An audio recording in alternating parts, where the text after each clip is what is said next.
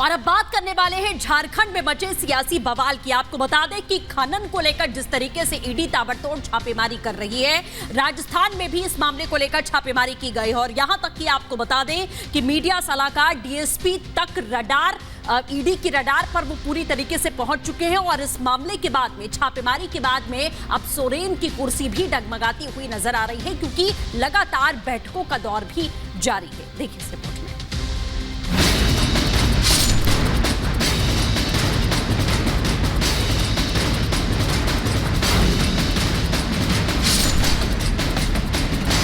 Corruption के दलदल में धंसे कुछ सत्ताधारी और सिस्टम के लोगों पर ईडी का एक्शन जारी है। नए साल के तीसरे ही दिन ईडी ने भ्रष्टाचारियों पर कार्रवाई का चाबुक चलाया है।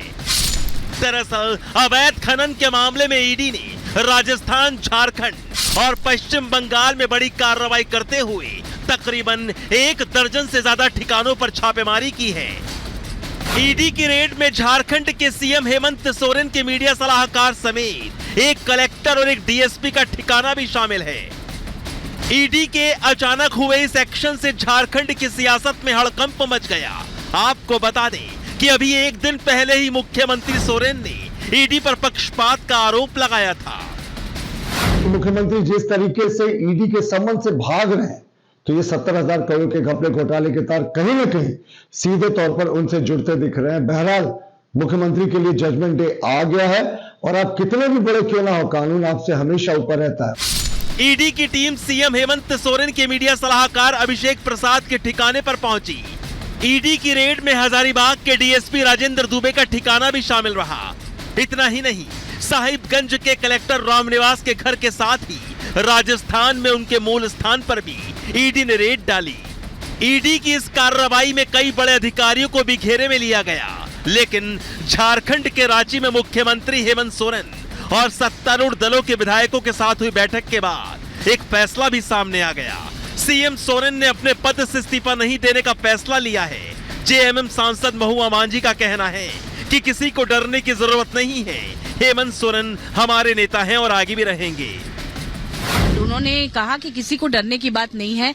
ईडी ने जो समन उन्हें किया था, 7वां समन था, इस पर जवाब उन्होंने दे दिया है और ऐसे जवाब दिया है कि उस पर ईडी दोबारा पूछताछ कर ही नहीं सकती है। और सभी विधायकों ने, मंत्रियों ने एक स्वर में कहा कि आप हमारे नेता थे, हैं और आगे भी रहेंगे। और भाजपा के कुछ लोग अनावश्यक रूप से लोगों को गुमराह कर रहे हैं। दरअसल ईडी की ओर से जमीन घोटाला मामले में 7वां समन मिलने के बाद से ही इस बात की चर्चा हो रही थी कि सोरेन इस्तीफा देंगे और अपनी पत्नी कल्पना सोरेन को सीएम बनाएंगे। हालांकि सोरेन ने इस्तीफा नहीं दिया।